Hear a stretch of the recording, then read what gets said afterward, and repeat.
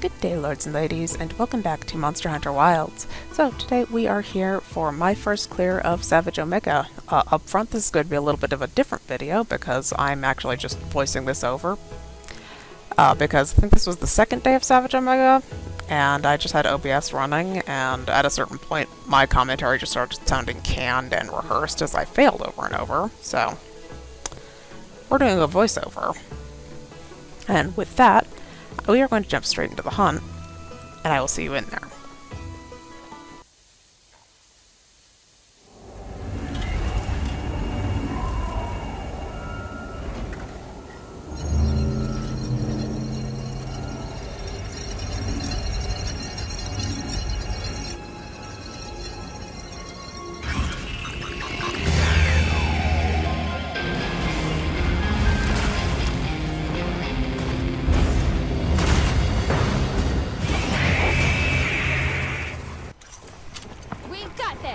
Let's be on our way. Okay, so duty commenced. As I said, this was about the second day of my attempts at Savage Omega, and I was not committed to any particular way of doing it beyond what I assessed pretty early on is that Insect Live was going to be a really terrible matchup for me with Savage Omega, especially because if I was planning to do this in multiplayer, which ultimately is what I did, I like to approach this as a support player, and Insect Live's animation commitment, and like I was going to get interrupted, I wasn't going to be able to heal everybody the way I needed to. So I actually decided that for Savage Omega I was going to try this on bow, and I tried it in multiplayer because I suffer from terminal cautiousness, which makes it difficult for me to clear the 180,000 health that Savage Omega has with just the bots. So I've been doing this in multiplayer and waiting for the right combination of weapons and skill levels to get into a win. And here in the first arena, we at this point haven't gotten our fourth player yet, but one of the things that I did notice in my attempts that I will share with you is that yes, the Pictomancer stuff is important. If you can get that off, you should, any opening you get, because that is a lot of free damage. Particularly for me, as this was all going on. I focused on a support build, a wide-range build that I will show you at the end of the video here. So, my damage output was not what it needed to be in a perfect world, but I decided to prioritize keeping everyone alive over my own damage dealing. So, when you have a chance to get the Pictomancy spells off, you definitely should go for that. Because, yeah, when I was giving you my predictions during the first clear of the normal fight, yes, the Pictomancy is important, particularly if you are a low damage output little bow who's hiding in the back and just trying to keep everyone alive to the best of her ability.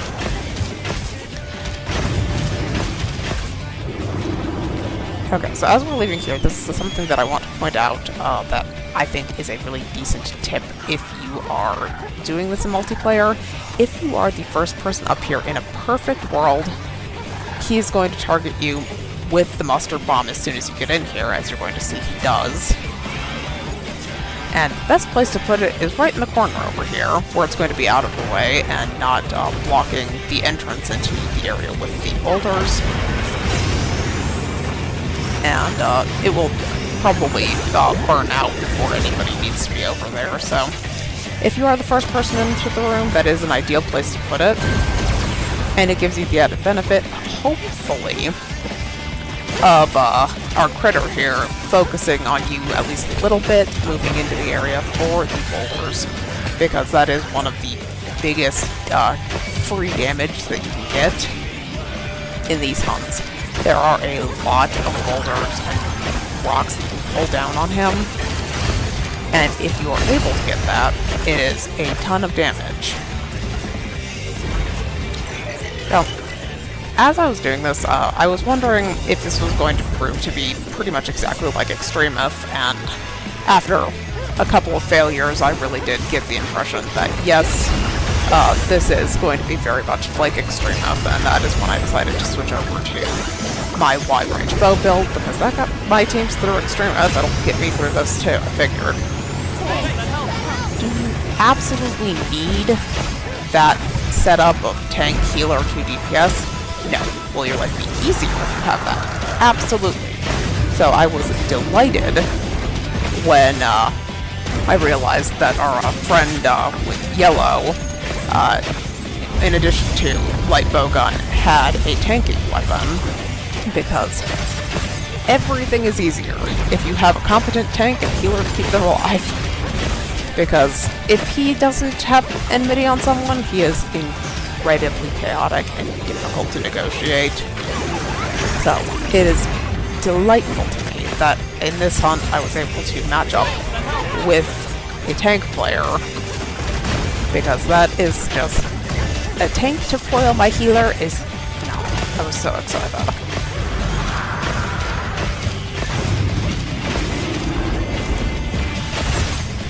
But my job in this hunt, as far as I'm concerned, because I assess this is going to be pretty much just like Extremoth, is to stand back, pay attention, and get heals off as needed to the team. I don't feel like I was on my A game here when I watched this back, but the muscle memory came back as I have continued through the Savage Gauntlet to get enough 2.0 tickets to make everything that I desired. But even though I was determined in Wilds that this was going to be mostly a solo affair, I planned to play pretty much exclusively Insect Glaive. After just a little bit of punishment from Savage Omega Planetus, yeah, I was like, oh, okay, I see. This is going to be exactly like Extremoth, and if I would like to win, I should just knock together exactly what got my team through those hunts. And, you know, hope for the best.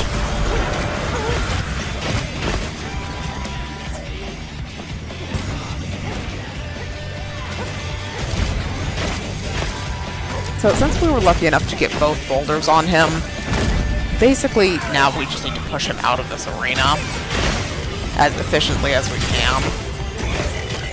And, you know, knocking him out of Panic Crater mode would also be phenomenal. Although, as long as your tank has enmity, that's not as terrifying.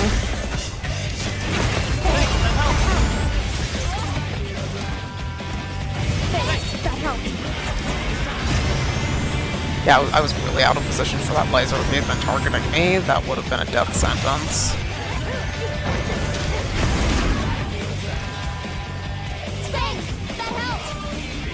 You can see there, I was being a bad healer. The tank got hit pretty significantly, and I did not notice, so...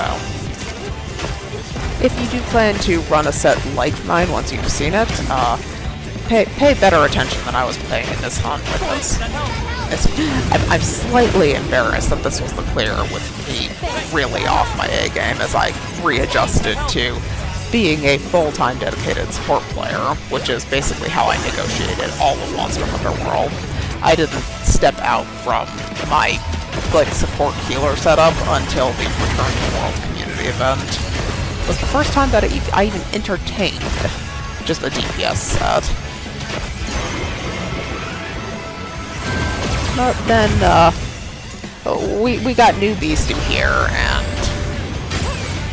it did not take more than, I think, one ass-kicking for me to realize that I needed to take this every bit as seriously as where I came into my own as a healer on Extremoth. And settling back into that, and, you know, my original main weapon, though, was definitely a good call. For no animation commitment, the mobility, and being generally kind of out of the way for most of the attacks. Yes, that you have to be close enough to him to get behind him or you are going to die. I am kind of offended by that laser. It's not like a nice, pleasant laser like Xeno'jiva, where it just sweeps the room nice and peacefully and you can dodge through it and be fine. That laser tracks you, and if you cannot evade him, you will almost surely die.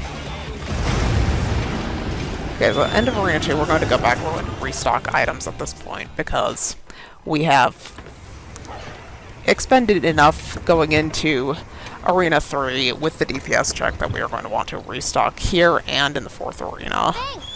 Or entering the 4th arena, because the second half of the fight here is where things get a little more chaotic, and I definitely want to be stocked full of assorted items for healing purposes before we get into the back half of the fight where things are the most tense.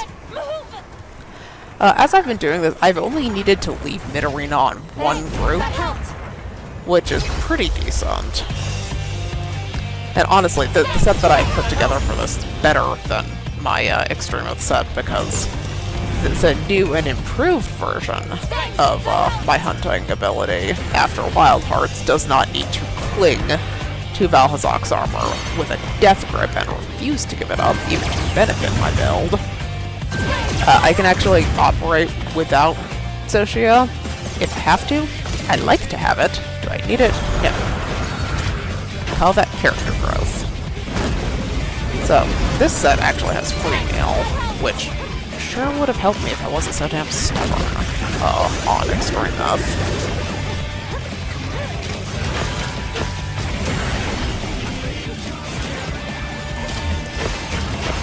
So in general, as a range player for this hunt, I have found that it's pretty optimal to be just behind his front leg if you can be, but with the way he hops around, it's not always easy.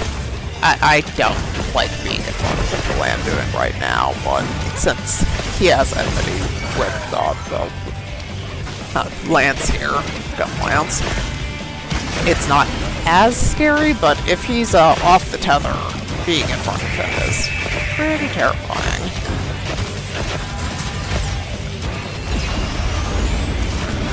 So, as I'm doing this, also, you can see I'm going through the Pigmenty spells again. I want to have the Mog of Ages on deck for the DPS check that we are going into right now, so I got that 7th spell off just in time to have that Mog of Ages ready for Nursilla as we enter into the DPS check. When you are going through the DPS check, do note that Nursilla is extremely resistant to lightning, so if you have an elemental weapon, you probably should have a backup fire weapon in your secondary slot so that you have the ability to actually contribute to this Nursilla DPS check.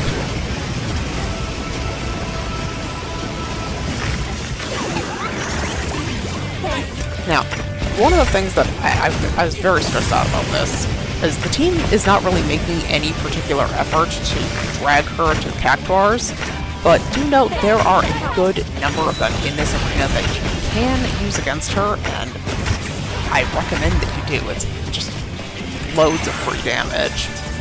So if you are struggling with the DPS check, kiting her over to the Cactuars is one of the best things you can do if somebody has enmity. As you can see with the Cactuar going off there, it's just hundreds and hundreds of damage as the needles hit her. So if I had it my way, we'd be dragging her over to them with a little bit more urgency. Because you would not believe exactly how many of these hunts I have failed on the DPS check, but blessedly for me, this group did not actually need to exploit the Cactuars to their full potential.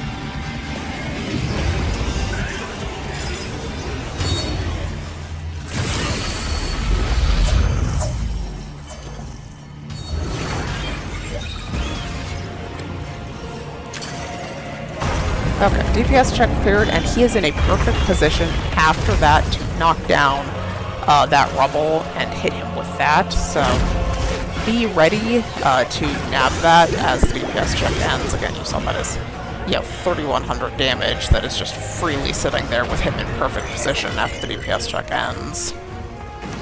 So being mindful of the environmental traps is definitely something I do recommend, especially if you are a more passive, low damage support player. knowing where those traps are and being ready to hit them.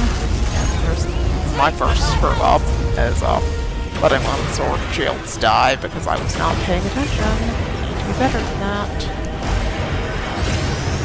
Like I said, as I've been going through these hunts, I have fallen back into the measure of the healer that I used to be, but off my game here in a way that I'm disappointed in myself. Like, my entire purpose is to not allow the team to die, and I failed. Like, denying carts is one of the most useful things that I have the ability to do when I'm on my healer build, and not paying attention was just tragic. It's just tragic. Failure on my part, especially given that we still have the final arena to go.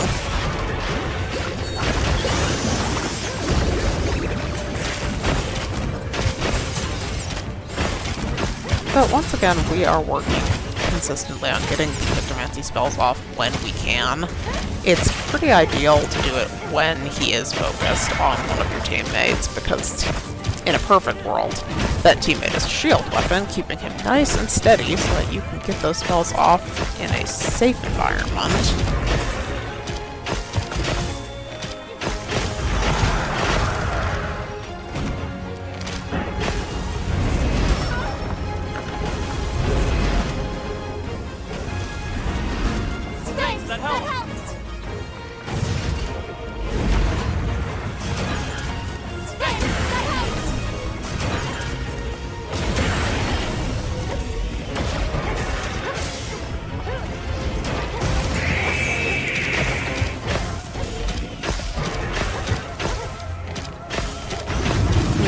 Tilting camera up a couple of times just to note where he was in relation to the boulders.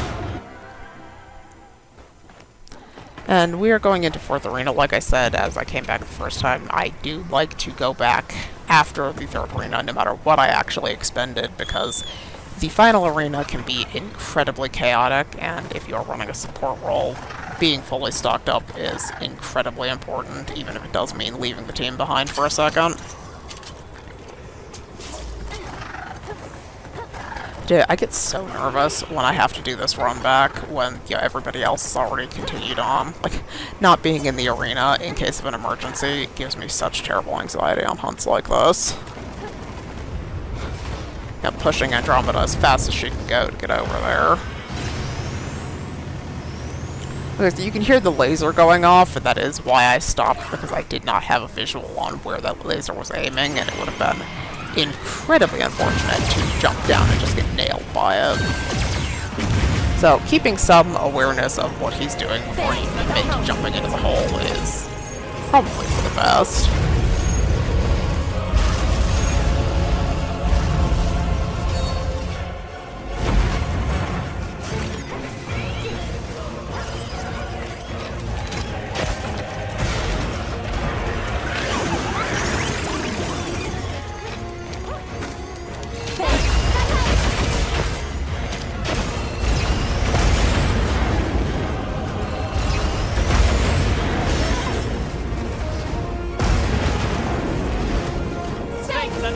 Now, one of the other things I will say about this hunt is, whether you are a dedicated healer or not, this is very, very much a hunt where everybody has to pull their weight. You cannot go in there without the ability to help your teammates, with Dust of Life at the bare minimum, because it gets incredibly chaotic in there. Even if you do have a dedicated healer, the healer might need help, or they might be preoccupied dodging the chaos when somebody else gets hit. So this is a hunt where everybody needs to pull their weight. Whether that is in DPS, in tanking, in healing, just having team support like Dust of Life and being on your toes with it is incredibly important. One of my clears was with somebody who took that to just the next level. We were hunting it, it was damn near dead, and I got nailed by one of the charges. It used my Moxie, I was on 1 HP, and I was just laying on the ground and realizing that I was about to get comboed to death, almost surely. And somebody was in possession of one of those shield generator pods and shot it on my position and saved the hunt. That is a great example of ways that you can support your team, even if you're not a dedicated support player. Whoever it was that shot that shield at me was the MVP of that hunt.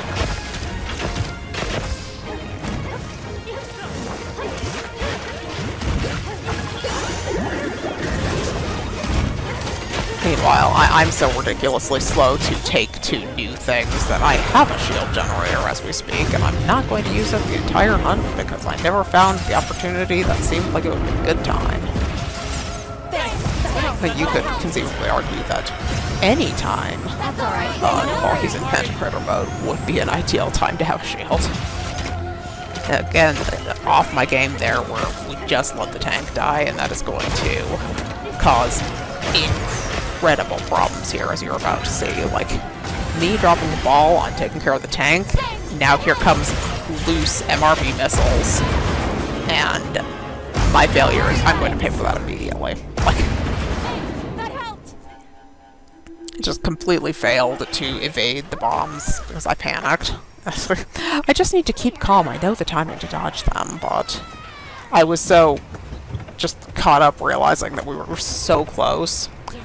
I screwed that up twice over. Not only did I let the tank die, who could have protected us all from the MRV missile salvo, I went ahead and died to it too. So, excellent work by me. A+ job. So, now the team is without the healer, all alone down there, and I have to race all the way back again with one cart remaining. You can see on the screen that they are getting their heals off. I am pretty positive at least one of the SNSs was also running a wide range setup.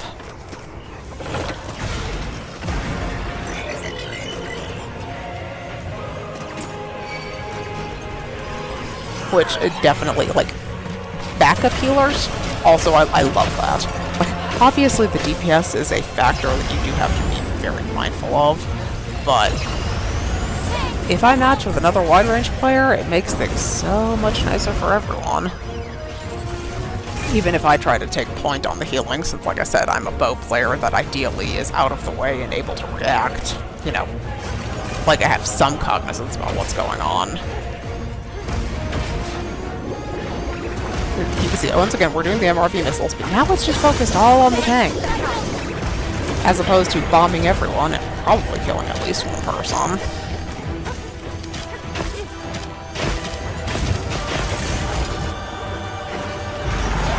And that is why, like, for my money, like, do you absolutely have to have that tank healer 2 DPS setup? No. I've seen people do it without. Is it going to make your life a lot nicer if you have somebody at least on the healer and tank roles? Absolutely. That is going to make things so much nicer in the long run.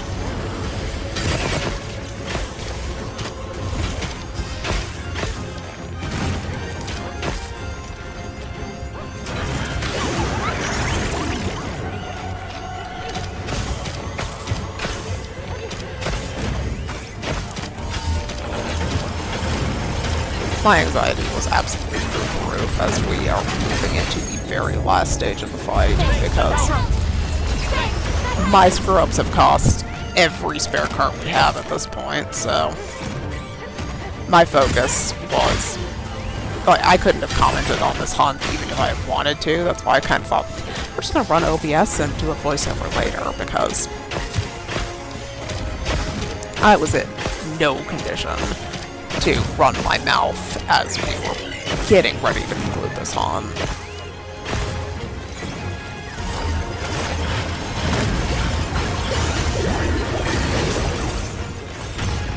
Thanks, that helped.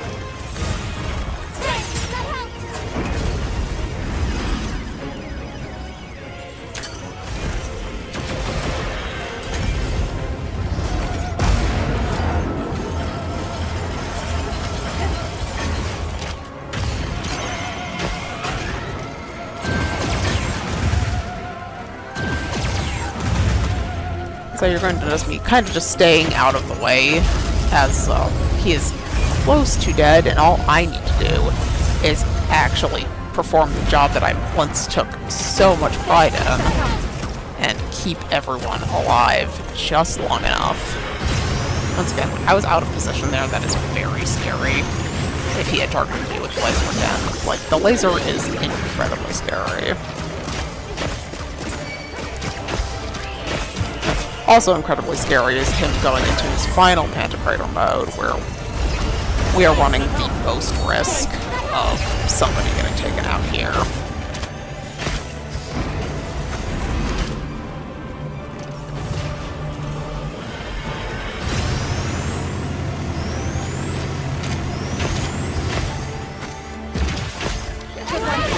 Also, one of the things I should mention, because I didn't actually do this until after this hunt when I, again, getting back into the role of the healer, if you are running a wide range set, you should have rations in your items so that you can use one or two of them when the tank is being targeted by the laser or the MRV missile salvo.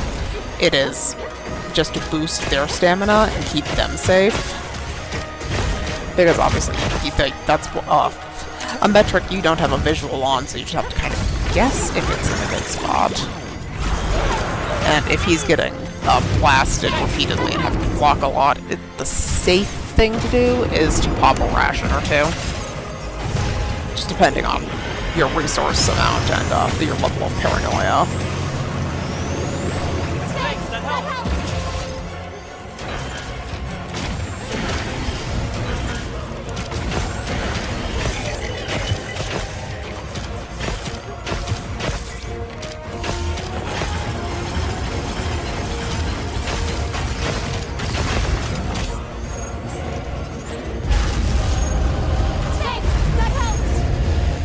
Once again, heroes, I'm just getting out of the way of that attack and standing at the ready in case someone gets hit. I was holding my breath so much. And there we have it. That was my first clear of Savage Omega Planetus, and it was such a relief. It was such a relief. I mean, given it only took me 2 or 3 days to get a win under my belt as opposed to a full week for Extremoth, so given, I'll take that. Then we're going to get into the armor set. I'm just going to go through really quickly what we unlocked here. The Omega set is actually pretty damn solid overall. I can definitely see myself using a few of those pieces, although I, at the time of this voiceover, still require more 2.0 tickets to make everything. But at least the boots are really, really good for me. And of course the set looks amazing.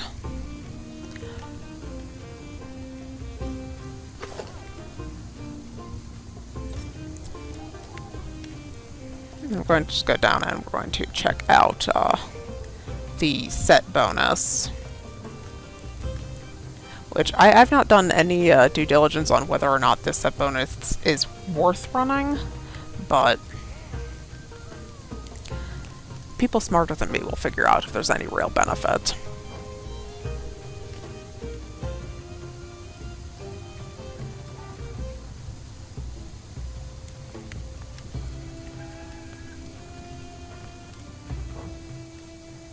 I'm going to hop over to, of course, one of the things that I was most excited about is our new critter did have a new insect glaive for me, which I did make exclusively for the fashion, because it's really, in my opinion, it's really not that strong as a weapon on its own, but the fashion hunting makes it worth it. Tragically, the Kinsect is not in a place right now that it is usable. I'm hoping that he gets buffed at some point, because right now he's just the level 1 with no upgrade path, which is kind of tragic. And we're going to move into the set that I ran for this hunt. You can see my main bow is a 4 attack and element boost Ardian. Fire bow, not as good, but adequate to get the job done. You can see that we're running the half-rim glasses, the Gormail Beta, Battle Van Braces Alpha, Sudrasash Alpha, Rythalos Greaves Beta, to get the setup that I ran for this hunt, which is, in theory, very defensive. Decorations as follow. Yeah, it wasn't as defensive as it was back in World, I will tell you that much. Like, I was getting my ass beat. And then you can see this is the RNG charm that was being used to round out what we needed to get those stats. This is a pretty common-ish thing that you can get, like, fortunately, if you're going super defensive. Easy enough. And that is pretty much all I have to say, besides that I love that we got this challenge. It was so exciting and invigorating to have a genuine challenge confront me again, and he is so very much worth hunting just for the experience. I'm super happy with this crossover. But for now, I promised you all would be there when I finally cleared this thing.